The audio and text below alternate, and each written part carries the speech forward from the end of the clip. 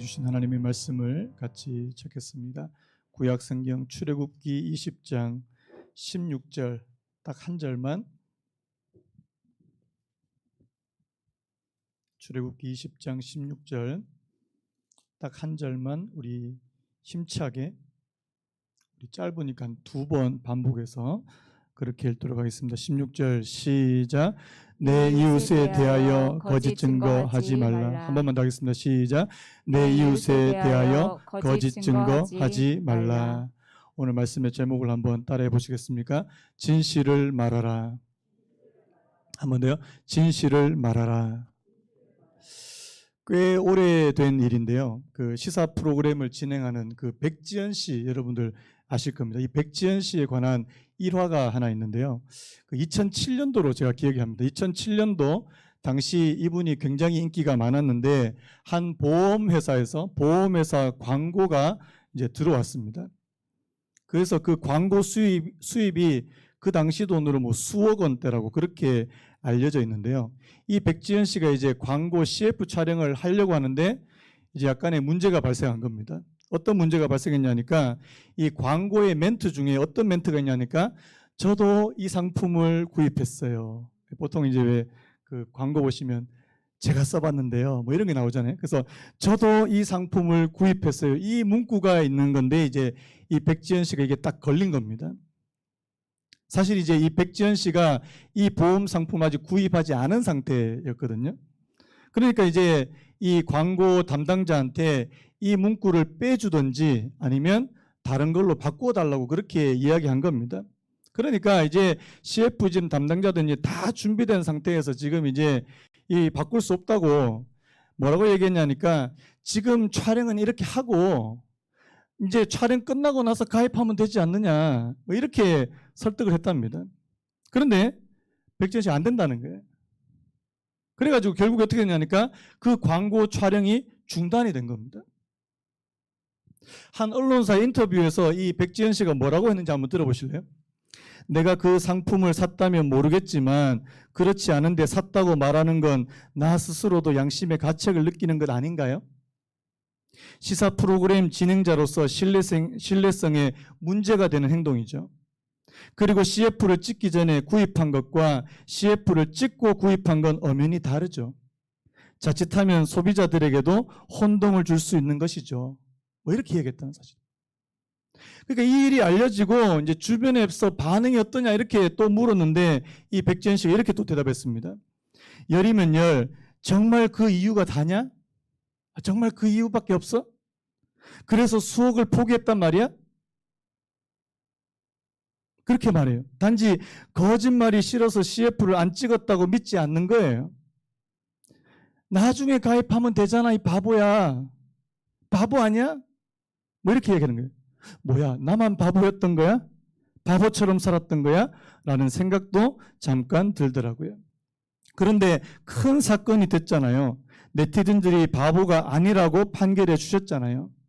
내가 선택을 잘했구나, 손해를 많이 봤지만 사람들에게 다시 생각해 볼 만한 기회를 감히 드렸다면 참 잘했다고 생각하게 됐죠. 뭐 이렇게 얘기했다는 사실입니다. 여러분들이 만약에 이 백지연 씨 상황이라면 어떻게 하셨겠습니까? 딱 여러분 표정이, 저희들한테는 절대로 그런 CFO 들어오지 않습니다. 네, 절대로 그런 게 안 들어오는데요. 여러분 만약에 들어온다면요. 그런데 내가 지금 이거 그냥 잠깐 이거 눈 한번 지금 감고 이거 이제 CF 촬영하고 가입하면 되잖아요. 아마 우리 중에서 이렇게 생각하시는 분 계실지 모르겠습니다. 참 세상 힘들게 사네. 그냥 적당하게 융통성 있게 그렇게 살면 이 수억 원이 이제 수입이 생기는데 왜 이렇게 힘들게 사냐고. 여러분, 우리는요, 정직하고 이 정직한 사람을 융통성 없는 사람으로 생각하기 쉽습니다. 그리고 적당하게 거짓말 잘하고 이렇게 잘하는 사람을 융통성 있고 처세술이 아주 좋은 사람으로 그렇게 생각하기 쉽다는 사실입니다. 제가 어제 말씀을 준비하다가 2017년도입니다. 이 청소년들 2만 명을 대상으로 조사를 했어요. 뭘 했냐니까 청소년 정직지수라고 하는 그 조사를 했는데요. 결과가 정말 충격적이었습니다. 여러분, 고등학생 중, 그 2만 명 중에 고등학생 61%가 뭐라고 얘기했냐니까 친구의 숙제를 뺏겨서 낸다. 그리고 55%, 이게 절반 이상이죠. 10억이 생긴다면 죄를 짓고 감옥에 1년 가도 괜찮다. 우리 여기 젊은 우리 다음 세대들 10억이 있으면은 1년쯤은 그냥 감옥에서 썩어도 된다. 그 다음에 46%가 내 것을 빌려주기 싫어서 친구에게 거짓말한다. 이렇게 응답했다고 합니다. 우리 청소년들의 이 도덕 이 지수, 정직 지수가요. 그 전체 정직 지수 점수가 78점인데요. 100점 만점에. 학년별로 초등학교 때는 그래도 이제 좀 높아요. 88점이에요. 근데 이게 중학교 가면 76점, 고등학교 가면 69점, 점점점 떨어지는 겁니다. 여러분, 이런 통계를 보면 무슨 생각이 드세요? 요즘 하여튼 10대가 문제야, 요즘에 청소년들이 문제야, 이렇게 생각하면 큰일 나는 거 아닙니까? 여러분, 청소년들이 왜 이렇게 부정직하게 되었냐고요? 누구를 본받은 겁니까? 우리 사랑하는 성도님들, 우리 엄마들, 여기 계신 엄마들은 절대로 그렇지 않으리라고 제가 확신하고 싶은데 확신을 못 하겠습니다. 맞는? 평소에 너 정직하게 살아? 근데 할머니 오면 엄마 없다고 해? 할머니 없다고 그래? 왜 할머니가 전화하면 왜 없다고 해야 되는지 애들은 이게 혼란스럽거든요. 여러분, 무슨 생각을 하겠냐고요? 그냥 적당하게 그냥 이렇게 넘겨가도 아무런 문제가 없구나, 이렇게 생각하지 않겠습니까? 여러분, 하나님 오늘 저와 여러분들이 정직하기를 원하십니다. 우리 앞에서 교동문에서도 읽었지만 우리 시편 15편 1절 3절 우리 다시 한번 읽었으면 좋겠습니다. 시편 15편 1절 3절 시작. 여호와여 주의 장막에 머무를 자 누구오며 주의 성산에 사는 자 누구오니까. 정직하게 행하며 공의를 실천하며 그의 마음에 진실을 말하며 그의 혀로 남을 허물하지 아니하고 그의 이웃에게 악을 행하지 아니하며 그의 이웃을 비방하지 아니하며. 여러분, 이 말씀 우리가 좀 주의 깊게 살펴봐야 되는데요. 여러분, 하나님의 주의 성산에 사는 자, 이 말은 뭐예요? 하나님을 믿는 믿음이 뭐냐는 거예요. 하나님을 잘 믿는다는 게 뭐냐는 거예요. 하나님을 잘 믿는다는 것이 어떻게 나타나야 되느냐? 바로 내 이웃에게 정직하고 내 이웃에게 진실한 모습을 대하는 것으로 나타나야 된다고 그렇게 말씀하고 있다는 사실입니다. 여러분, 지금 이게 바로 우리가 살펴보고 있는 10계명의 정신 아닙니까? 10계명 1계명부터 4계명까지가 뭐예요? 하나님과 우리 사이의 관계예요. 그런데 5계명부터 나머지 10계명 어떻습니까? 10번째 계명까지는 바로 이웃과의 관계를 말씀하는 거잖아요. 하나님 사랑한다. 하나님 믿습니다. 그렇게 이야기하면서 이웃에게 함부로 이야기하고 함부로 말하고 거짓말을 일삼는다는 것은 어불성설이라는 말입니다. 그래서 여러분 다시 한번 축복합니다. 하나님께서 오늘 저와 여러분들에게 정직한 마음을 주시기를 예수님의 이름으로 축복합니다. 자, 오늘 이 9계명에 본격적으로 들어가기 전에 두 가지 사실을 좀 알 필요가 있는데요. 자, 먼저 첫 번째가 뭐냐니까 이 9계명, 이 9번째 계명은 우리의 행위가 아닌 우리의 말에 관한 것이라는 사실입니다. 자, 우리가 앞에서 우리 6계명, 7계명, 8계명 이렇게 살펴봤지만 앞에서 살펴본 이 살인하지 말라, 간음하지 말라, 도둑질하지 말라, 이건 뭐에 관한 거예요? 우리의 행동에 관한 것이라는 사실입니다. 그런데요, 오늘 이 거짓 증거, 이 거짓말은 바로 이 말에 관한 것이라는 사실입니다. 여러분, 우리가 뭘로 죄를 많이 짓는 것 같습니까? 사실 행동으로는 그렇게 많이 짓지 않아요. 주로 말입니다. 자, 로마서 3장 13절에서 15절 말씀 우리 같이 한번 읽어볼까요? 로마서 3장 13절 15절 시작. 그들의 목구멍은 열린 무덤이요 그 혀로는 속임을 일삼으며 그 입술에는 독사의 독이 있고 그 입에는 저주와 악독이 가득하고 그 발은 피 흘리는 데 빠른지라. 로마서 3장에서 사도 바울이 모든 사람이 죄 가운데 있다라고 선언하면서 이 말씀을 하시는데, 자, 뭐라고 합니까? 그들의 목구멍은 열린 무덤이래요. 그 혀로는 속임을 일삼으며 그 입술에는 독사의 악이 있고 그 입에는 저주와 악독이 가득하대요. 여러분, 대부분이 다 뭐에 관한 겁니까?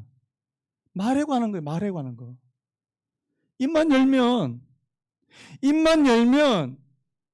이 좋은 것이 나오지 않고 입만 열면 악한 것이 나옵니다.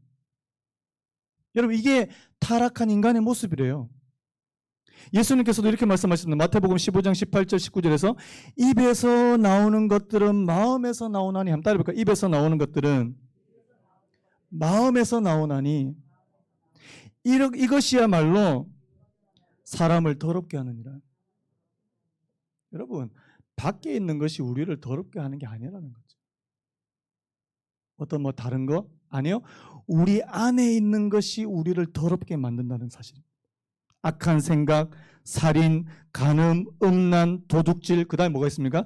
거짓 증언, 비방, 이것이 바로 우리 안에 있는 것이라고 그렇게 말씀하고 있다는 사실입니다.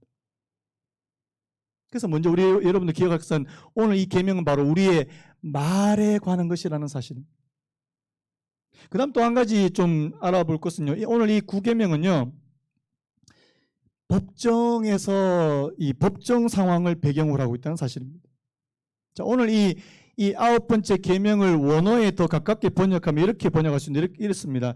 내 이웃에 대하여 불리하게 거짓 증인으로 대답하지 말라. 다시 한번요. 내 이웃에 대해 불리하게 거짓 증인으로 대답하지 말라. 그 케빈 드영이라는 목사님이 이런 설명을 했는데 한번 들어보시기 바랍니다. 고대 사회에서 증인은 굉장히 중요했대. 오늘날에도 증인은 중요하지만 요즘에는 녹음이나 비디오나 지문이나 유전자 검사와 같은 다른 증거들도 중요하게 취급된다. 하지만 고대 사회에는 그런 증거물이 전혀 없었다. 오로지 목격자뿐이었다. 한 사람이 나서서 누군가의 범죄를 증언하고 또 한 사람이 나서서 똑같은 증언을 하면 피고인은 당장 목숨을 내놓아야 할 처지가 되고 말았다. 무슨 말인지 아시겠죠? 그 당시에는요, 증인이 내 저 사람 저 범죄하는 거 봤다, 나 저 사람 죽이는 거 봤다, 두 사람만 있으면요 그 사람은 사형이에요. 그 여러분 작년에 왜 유명한 사건 하나 있었잖아요. 여러분 잘 아시는 그 화성 연쇄 살인범 진범이 작년에 드러났잖아요. 근데 여러분 그 이춘재라고 하는 그 진범이 잡히기 전에 그 죄를 뒤집어 쓰고 감옥에 20년 동안 있었던 사람이 있었어요. 왜 그런지 아십니까? 증거 조작하고 억지로 자백받고 그걸로요 20년 이상 동안 감옥에 갇혀 있었다는 사실입니다. 여러분 오늘날 현대사회에도 이런 일이 벌어지는데 옛날 과거에는 그런 일이 안 벌어지겠습니까? 얼마든지 벌어질 수 있다는 사실. 그래서 여러분 그 신명기 17장 6절에 이런 말씀이 있습니다. 죽일 자는 두 사람이나 세 사람의 증언으로 죽일 것이요 한 사람의 증언으로는 죽이지 말 것입니다. 왜 이런 말 하는지 아시겠죠? 예를 들어서 저 혼자 저 사람 나쁜 짓 하는 거 저 봤는데요. 제가 저 사람에 대해서 악한 이 앙심을 품고 있다면 거짓으로 그냥 이렇게 해버리면 그 사람은 굉장히 중한 이 처벌을 받을 수 있더라는 사실입니다. 하나님께서 그것을 막아주시기 위해서요. 자, 그렇다면 오늘 이 구체적으로 이 내 이웃에 대해서 거짓 증거하지 말라고 하는 이 계명은 우리에게 뭘 요구하는지를 좀 살펴보려고 하는데요. 그 하이델베르크 교리문답, 제가 계속해서 이 10계명에서 이 하이델베르크 교리문답 얘기를 하는데 112번에 이런 말이 있습니다. 자, 우리 같이 한번, 우리 성경 구절은 아니지만 우리 같이 한번 조금 길지만 같이 한번 읽어봤으면 좋겠습니다. 112번 읽습니다. 시작. 그 누구에 대해서도 거짓으로 증언하지 않고 그 누구의 말도 왜곡하지 않고 험담이나 중상하지 않고 말도 들어보지 않고 섣불리 누군가를 단죄하는 일에 가담하지 않기를 바라신다. 법정이든 어디서든 모든 거짓과 속임을 삼가야 한다. 그런 것은 모두 마귀가 사용하는 계책으로 하나님의 무서운 진노를 초래하게 만든다. 진실을 사랑하고 그것을 정직하게 말하며 솔직하게 인정해야 한다. 이웃의 명예를 지키고 높이기 위해 할 수 있는 최선을 다해야 한다. 저는 이 문구가 굉장히 중요하다는 생각이 들거든요. 여기서 뭐 다 살펴볼 수는 없지만 제가 한 3가지 정도만 좀 살펴보려고 합니다. 첫 번째가 뭐냐니까요. 한번 따라 보시기 바랍니다. 구계명은 오늘 아침 안 드셨죠? 예. 다시 한번요. 구계명은 상대방의 말을 왜곡하는 것을 금지한다. 여러분, 상대방의 말을 왜곡하는 것에 천부적인 재능을 지닌 사람이 있습니다. 사탄이에요. 여러분, 창세기 3장 1절에 이런 말씀이 있습니다. 그런데 뱀은 여호와 하나님이 지으신 들짐승 중에 가장 강교하니라. 뱀이 여자에게 물어 이르되 하나님이 참으로 너희에게 동산 모든 나무의 열매를 먹지 말라 하시더냐. 하나님 뭐라고 말씀하셨어요? 동산의 다른 열매들은 임의로 먹을 수 있다. 2장 16절 17절 이런 말씀이 있습니다. 동산 각종 나무의 열매는 내가 임의로 먹되 선악을 알게 하는 나무의 열매는 먹지 말라. 내가 먹는 날에는 반드시 죽으리라. 이렇게 말씀하셨는데, 자, 사탄이 지금 뱀이 지금 여자 하와에게 와서 뭐라고 얘기하냐니까 하나님께서 동산의 모든 거 다 먹지 말라 그랬지? 비트는 하나님의 말씀을 비틀어 버립니다. 그러니까 또 이 여자가 또 헷갈리는 거예요. 그래도 그렇게 말씀하셨나? 여러분, 우리 식으로 말하면 이런 거예요. 하나님 정말 너무하신 거 아니냐? 어떻게 동산에 이렇게 열매가 많은데 하나도 마음대로 따먹지 못하게 하실 수 있지? 뭘 하는 거예요? 하나님의 자비하심, 하나님의 그 사랑을 이 왜곡시키고 의심하게 만드는 그런 말이라는 사실입니다. 여러분, 이 사실 왜곡이에요. 말을 왜곡, 다른 사람의 말을 왜곡하는 것을 오늘 거짓 증거와 똑같다고 그렇게 말씀하고 있다는 사실입니다. 사실요, 오늘 저와 여러분들은 사실 왜곡을 할 때가 꽤 많이 있습니다. 저 예를 한번 들어볼까요? 애들이 둘이 싸웠어요. 저 애들도 둘이 뭐 투닥투닥 할 때 있습니다. 엄마가 나타나니까 이 재판관이 나타났어요. 그럼 어떻게 됩니까? 자기한테 불리한 것은 쏙 빼고 이야기합니다. 형은요, 언제나 동생이 자기한테 먼저 대들어서 때렸다고 얘기합니다. 절대로 자기가 잘못했다고 얘기해요. 동생은요, 형이 언제나 먼저 자기를 때렸다고 얘기해요. 근데 재판관은 어떻게 됩니까? 양쪽 말을 다 들어봐야 됩니다. 양쪽 말을 다 들어보고, 여러분, 오늘 저와 여러분, 사실 여러분 어른들도 그렇지 않습니까? 나한테 불리한 것을 내가 이야기를 잘 안 하려고 합니다. 나한테 유리한 것을 먼저 부각시키려고 노력합니다. 이게 왜곡하기 쉬운 것이라는 사실이에요. 여러분, 하나님께서는 오늘 저와 여러분들이 상대방의 말도 왜곡하지 않기를 원하시고요. 오늘 저와 여러분들이 다른 사람의 말을 판단할 때도 왜곡하지 않는, 이 첫 번째입니다. 그 다음에 두 번째가 뭐냐니까 한번 따라 보시겠습니까? 구계명은 험담이나 중상을 금한다. 여러분, 험담이 뭐예요? 험담을 한번 정의를 내려보면 우리가 잘 알지 못하는 일을 말하거나 사실이지만 말할 필요가 없는 것을 말하는 것. 다시 한번요. 자, 험담이 뭐냐니까 우리가 사실을 완전히 다 알지 못하는 상태에서 말하는 것, 혹은 사실이지만 말할 필요가 없는 것을 말하는 거예요. 예를 들어서 옆집 철수 엄마가 지금 이렇게 얼굴에 멍이 생겼대. 또 막 얘기하는 거예요. 남편한테 맞았나? 이거 뭐야? 사실관계를 아직 확인도 하기 전에 뭔가를 이야기를 꺼내는. 여러분, 우리가 다른 사람의 말을, 특히 다른 사람의 말을 할 때는 내가 그 말을 왜 하고 있는지 그 의도를 반드시 생각하셔야 된다는 사실입니다. 인간은요, 본성적으로 다른 사람 말하는 것을 좋아합니다. 성경에도 나와 있습니다. 잠언 26장 22절에 우리 같이 한번 읽어볼까요? 잠언 26장 22절 시작. 남의 말 하기를 좋아하는 자의 말은 별식과 같아서 뱃속 깊은 데로 내려가느니라. 남의 말 하는 게 좋아요. 다른 사람 말 하는 게 좋아요. 한 세 분 모이면 이게 예를 잘못 들었는데요. 근데요, 우리가 다른 사람 말할 때 그 사람의 장점을 이렇게 모여서 이야기하는 경우가 극히 드물다는 사실입니다. 솔직하게 한번 얘기해 봅시다. 자, 세 분이 모여서 거기 그 자리에 없는 사람 얘기할 때 좋은 거 이야기합니까? 안 좋은 거 이야기합니까? 솔직하게. 좋은 거 얘기하시죠. 좋은 것만 얘기해 주시면 좋겠어요. 그 사람이 인품도 훌륭하고 착하고. 여러분 세 분이 모이셔가지고 우리 목사님 좀 훌륭하지 않아? 이렇게 좀 굉장히 좀 훤칠하고.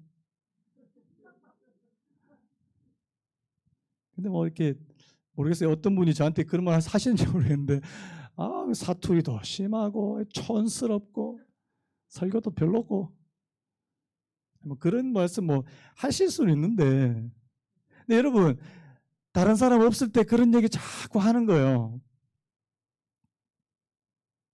험담입니다. 험담. 그 다음에 더 심한 게 뭔지 아십니까? 중상은 뭐냐니까 없는 것을 지어내서요. 이 잘못된 루머를 퍼뜨리는 거예요. 이게 중상이라는 것입니다. 여러분 근데 여기서 또 한 가지 중요한 게 뭐냐니까요. 내가 다른 사람이 어떤 사람에 대해서 제3자에 대해서 뭔가 이야기할 때 가만히 듣고 있는 거예요. 가만히 듣고 계시는 것도 여러분 뭔지 아십니까? 그 험담에 동참하는 것이라는 사실이에요. 다시 한번요. 그레이스 교회가 한 목사 좀 이상하지 않아? 사투리 엄청 심하고. 근데 여러분 뭐라고 얘기해 주셔야 됩니까? 아니거든요. 좀 그런 분들 계셨으면 좋겠는데. 이런 얘기 불편한데요. 이런 얘기 안 하셨으면 좋겠는데요. 여러분 상대방이 다른 사람에 대해서 험담할 때 그것을 좀 제지하고 그 자리를 좀 박차고 일어날 수 있는 그런 용기가 필요하다는 사실입니다. 이 험담과 중상을 하나님께서 금지하신다는 사실입니다. 그 다음에 세 번째 한번 따라 보시겠습니까? 9계명은 이웃의 명예를 지켜주는 것이다. 자, 그 칼빈의 이야기를 제가 한번 읽어드리려고 하는데, 우리는 남의 허물을 들춰내 퍼뜨리는 그릇된 행위에 재미를 느껴 즐거워하는 경향이 있다. 제가 아까 말씀드렸던 거예요. 거짓을 말하지 않는다는 것이 그런 행위를 정당화하는 변명이 될 수 있다고 생각해서는 안 된다. 이게 무슨 말이냐니까. 내가 지어내서 하는 얘기냐고. 그리스도의 한 목사 사투리 심한 거 이거 사실이잖아, 사실이. 여러분, 그럼에도 불구하고 여러분 그 사실을 말한다고 해서 그 사람의 명예를 이게 해치게 되는 것이라면, 자, 뭐라고 얘기하냐니까요. 형제의 명예가 거짓으로 더럽혀지는 것을 원하지 않는 사람은 진리가 허용되는 한도 내에서 그것이 흠없이 보존되기를 원할 것이 틀림없다. 여러분 오늘 이 9계명의 말씀은요, 내가 아닌 우리 이웃의 명예를 지켜주는 것이라는 사실입니다. 믿으시는 분 하면요. 내가 그 사람에 대해서 잘못되게 이야기하는 것을 내가 나서서 차단하려고 하고, 내 스스로 그 사람에 대해서 잘못된 이야기를 하려고 하지 않고. 저는 요즘에 이런 습관이 있습니다. 성도님들이나 누가 저한테 어떤 얘기를 하시면 제가 이렇게 묻습니다. 혹시 그거 팩트 맞습니까? 팩트? 요즘 팩트 체크라 그러잖아요. 팩트가 맞냐고요, 팩트가. 사실이 맞냐고요. 요즘에 워낙 가짜가 많아요. 가짜 뉴스가 너무 많아요. 누가 뭐 했다 확인해 보셨습니까? 확인하시고 저한테 말씀해 주시겠습니까? 제가 그 이야기를 굉장히 자주 합니다, 요즘. 여러분도 사실이 확인되지 않는 말을 옮기지 않는 그런 은혜가 있기를 간절히 바랍니다. 특별히 다른 사람의 명예와 관련된 일이라면요.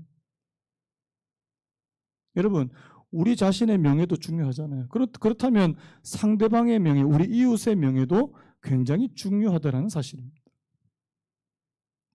여기에 이제 용기가 필요한 거죠. 자, 그렇다면 우리는 왜, 앞에서 이제 좀 딱딱한 얘기했는데, 자, 왜 거짓말을 하면 안 되는 겁니까? 한번 여쭤볼게요. 여러분, 왜 거짓말 하지 말아야 되는 거예요? 이때까지 실컷 얘기해놓고 왜 거짓말을. 예? 여러분, 이 거짓말을 하지 않아야 될 가장 근본적인 이유는요. 한번 따라해 보시겠습니까? 하나님의 성품 때문이다. 이게 무슨 말이냐니까요. 하나님이 거짓말을 하실 수 없는 분이시기 때문에 그렇다는 사실입니다. 자, 민수기 23장 19절 같이 읽습니다. 민수기 23장 19절 시작. 하나님은 사람이 아니시니 거짓말을 하지 않으시고 인생이 아니시니 후회가 없으시도다. 어찌 그 말씀하신 바를 행하지 않으시며 하신 말씀을 실행하지 않으시랴. 자, 잠언 30장 5절 됐습니다. 시작. 하나님의 말씀은 다 순전하며 하나님은 그를 의지하는 자의 방패시니라. 자, 뭐라고 말합니까? 하나님은 사람이 아니시니 거짓말을 하지 아니하시고 하나님의 성품 자체가, 하나님의 속성 자체가 거짓말을 하실 수 없는 분이시다. 우리는요, 우리는 어떤 뭐라 그럴까요? 죄된 본성을 가지고 있는 인간은 어쩔 수 없이 우리가 거짓에 빠지기도 하고 거짓말도 하지만 하나님께서 오늘 저와 여러분들을 하나님의 백성으로 불러주신 줄로 믿습니다. 뭐 하기 위해서요? 하나님을 닮아가는 사람으로 만드시기 위해서. 한번 따라할까요? 나는 하나님을 닮아가는 하나님의 백성이다. 자, 인정하시는 분 아멘. 자녀는 누구를 닮아갑니까? 옛날에 발가락이 닮았다. 애가 태어났는데 자기하고 하나도 안 닮은 거예요. 그래가지고 아무리 찾아봐도 안 닮았는데 마지막에 발가락 긴 게 닮은 거예요. 발가락에도 닮았네. 여러분, 하나님하고 발가락이라도 닮아야 된다는 사실. 여러분, 왠 줄 아십니까? 이게는 이 거짓말 한다는 것은 단순히 이거는 윤리적인 문제가 아니라는 사실이에요. 자, 요한복음 8장 44절 굉장히 중요한 말씀인데요. 자, 요한복음 8장 44절 같이 읽겠습니다. 시작. 너희는 너희 아비 마귀에게서 났으니 너희 아비의 욕심대로 너희도 행하고자 하느니라. 그는 처음부터 살인한 자요 진리가 그 속에 없으므로 진리에 서지 못하고 거짓을 말할 때마다 제 것으로 말하나니 이는 그가 거짓말쟁이요 거짓의 아비가 되었습니다. 거짓은 누구에게 속한 거라고요? 마귀에게 속한 거예요. 여러분, 하나님의 속성은 진실이고 진리인 줄로 믿습니다. 마귀의 속성은 자꾸만 속이 들어요. 여러분, 오늘 저와 여러분들이 이 땅에서 정직을 구현하고 정직하게 살아가는 것 자체가 우리 존재가 뭐라는 것을 드러내는 것입니까? 하나님의 자녀, 하나님을 닮아가는 자녀,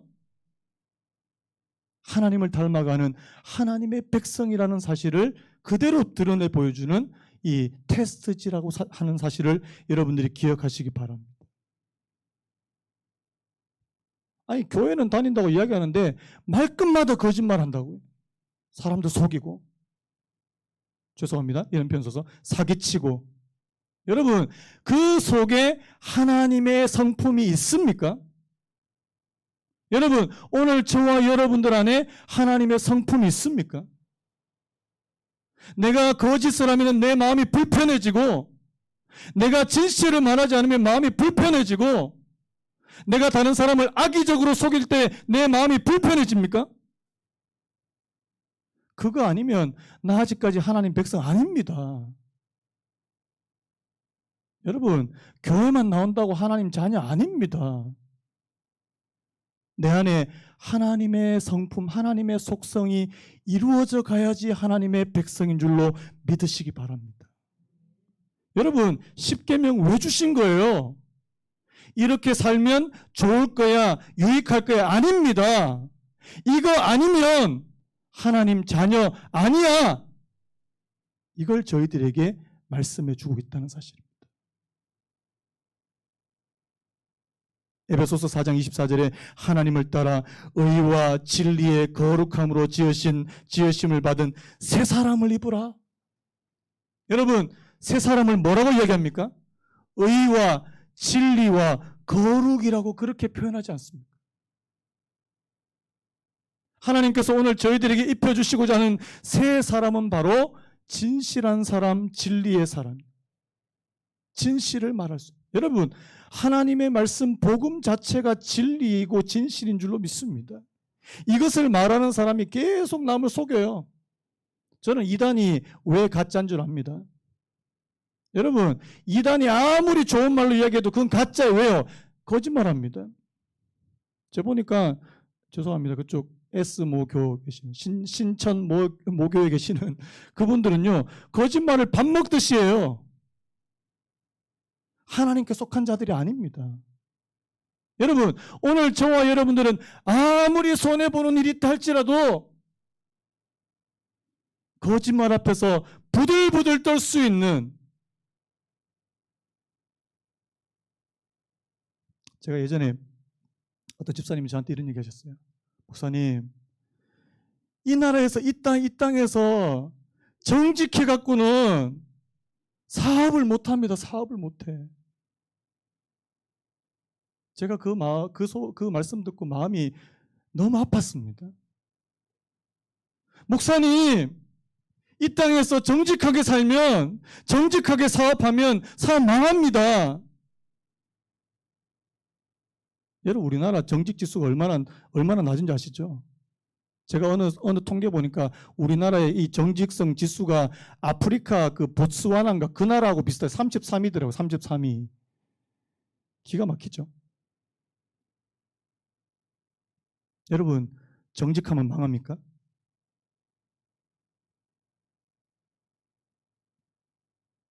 제가 정말 마음 아픈 통계 하나를 봤는데요. 그리스도인 청년들 5명 중에 2명이 뭐라고 했냐니까 40%입니다. 자, 청년 700명 조사했어요. 5명 중에 2명이 성경 말씀을 지키며 살면 이 사회에서 성공할 수 없다라고 그렇게 답했답니다. 40%가요. 그런데요, 더 마음이 아픈 거는요, 그 중에 5명 중에 3명이요, 61%입니다. 성경 말씀을 지키며 사람들이 내 주변에 없더라는 거예요. 뭘 이야기하는지 아시겠죠? 청년들이 왜 하나님의 말씀대로 정직하게 거짓 없이 그렇게 살면은 안 된다, 나 이 땅에서 성공하지 못한다고 생각했냐니까 내 주변에 그런 사람을 한 번도 본 적이 없기 때문이라는 사실이에요. 우리 사랑하는 성도님들, 우리 어른들, 정직해서 하나님께서 저희들을 세우신 본을 한번 보여주시기를 예수님의 이름으로 축복합니다. 모델이 되어주시기 바라요.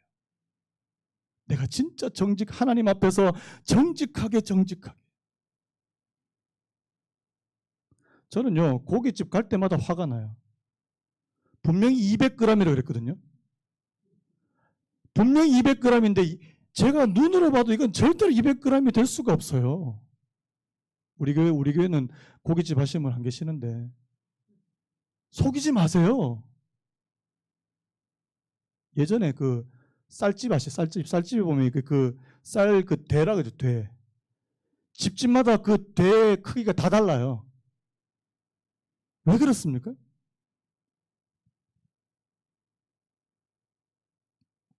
제가 너무 흥분해가지고 막 원고를 완전 이탈해 버렸는데요. 거짓의 문제는 단순히 윤리적인 문제가 아니라 오늘 저와 여러분들의 존재의 문제라는 사실입니다. 우리가 어디에 속해 있는지 보여주는 것이 된다는 사실입니다. 우리가 하나님께 속한 사람이라면 거짓의 사람이 절대 될 수 없어요. 이 말은 내가 한 번도 거짓말하지 않는다 이런 말이 아닙니다. 나도 때로 거짓말할 수 있어요. 나도 때로는 넘어가서 내 스스로 불리하게 작용될까 봐 내 스스로 포장하기 위해서 거짓말한 적이 있어요. 그런데 마음이 힘들어요. 마음이 불편해요. 그래서 하나님 앞에 나와서 회개합니다. 하나님, 정직하게 살기를 원합니다. 이번 주 수요일에 살펴볼 내용인데 미리 좀 말씀드리면 사무엘하 11장에 나오는 그 다윗입니다. 다윗. 여러분, 다윗이요, 자기 인생의 최고 절정기에 끔찍한 잘못을 저지릅니다. 뭡니까? 자신의 충성스러운 신하 우리아라고 하는 그 신하의 아내를 그냥 범해버리는 그런 씻을 수 없는 죄를 짓게 돼요. 그런데 여러분, 그 죄를 딱 짓고 나서 무슨 일이 벌어진 줄 아십니까? 사무엘하 11장 7절 8절 우리 같이 한번 읽어볼까요? 7절 8절 시작. 우리아가 다윗에게 이르매 다윗이 요압의 안부와 군사의 안부와 싸움이 어떠했는지를 묻고 그가 또 우리아에게 이르되 내 집으로 내려가서 발을 씻으라 하니 우리아가 왕궁에서 나가매 왕의 음식물이 뒤따라 가니라. 지금 왜 다윗이요 우리에게 내 집으로 가서 발을 씻고 편안하게 자라 왕이 먹는 음식물까지 왜 준 줄 아십니까? 자신이 했던 그 간음 사실, 자기가 이 우리아의 아내를 범했다는 사실을 이 감추기 위해서, 속이기 위해서요. 여러분, 지금 이 다윗이 하는 말을 가만히 보세요. 얼마나 비굴한지 모릅니다. 여러분, 죄를 짓고 그 죄를 감추려고 하면 사람이 비굴해집니다. 정말 비굴해져요. 비참해집니다. 죄를 덮기 위해서 또 거짓말하고 그것을 덮기 위해서 또 거짓말하고. 그런데 나중에요, 이 다윗이 나단 선지자의 책망을 듣고 회개합니다. 여러분, 그 다윗이 회개하면서 하나님 앞에 고백했던 것이 바로 시편 51편인데요. 시편 51편 6절 말씀 우리 같이 읽겠습니다. 우리 큰 소리로 한번 읽겠습니다. 시작. 보소서 주께서는 중심이 진실함을 원하시오니 내게 지혜를 은밀히 가르치시리이다. 10절도요. 하나님이여 내 속에 정한 마음을 창조하시고 내 안에 정직한 영을 한번 따라해 보시겠습니까? 하나님이여 내 속에 정한 마음을 창조하시고 내 속에 정직한 영을 새롭게 하소서. 다윗이 뭐 했습니까? 회개했다는 사실. 우리도 넘어질 수 있습니다. 우리도 거짓을 말하고 거짓되게 살아갈 수 있습니다. 하지만 하나님의 말씀이 내게 부딪혀 왔을 때 그 앞에서 회개할 수 있는 사람이에요. 하나님, 내 속에 정한 마음을 창조하시고 내 안에 정직한 영을 새롭게 하여 주옵소서. 다윗이 새로워져. 다시는 거짓말하려고. 여러분, 오늘 저와 여러분들이 원하는 게 뭡니까? 내 입에서 거짓말, 특히 상대방을 해롭게 하기 위해서 거짓말하려고 하지 않아. 내가 행여라도 거짓말을 발설했을 때 그 하나님 앞에서 부들부들 떨 수 있는 사람. 제가 어렸을 때 자주 불렀던 찬양이 있습니다. 나의 입술의 모든 말과 나의 마음의 묵상이 주께 연락되기를 원하네. 여러분, 우리 마음에 거짓과 위선이 가득한데 내 입술의 모든 말과 내 마음의 묵상이 주님께 연락이 되겠습니까? 하나님, 내가 진실되게 하나님 앞에 고백하는 이 말이, 내 말이 하나님께 상달되고 하나님께 연락되기를 원합니다. 여러분, 말씀 마무리하면서요, 어떻게 해야 될까요? 오늘 이 9계명은 저희들에게 무엇을 하라고 말할까요? 그 웨인 구르뎀이라고 하는 그 학자가 이런 말을 했는데 저는 오늘 이 한마디로 오늘 말씀을 좀 정리했으면 좋겠습니다. 한번 따라해 보시기 바랍니다. 하나님은 우리가 진실을 말하고 진실을 믿으며 진실을 사랑하길 원하신다. 다시 한번요. 하나님은 우리가 진실을 말하고 진실을 믿으며 진실을 사랑하기를 원하신다.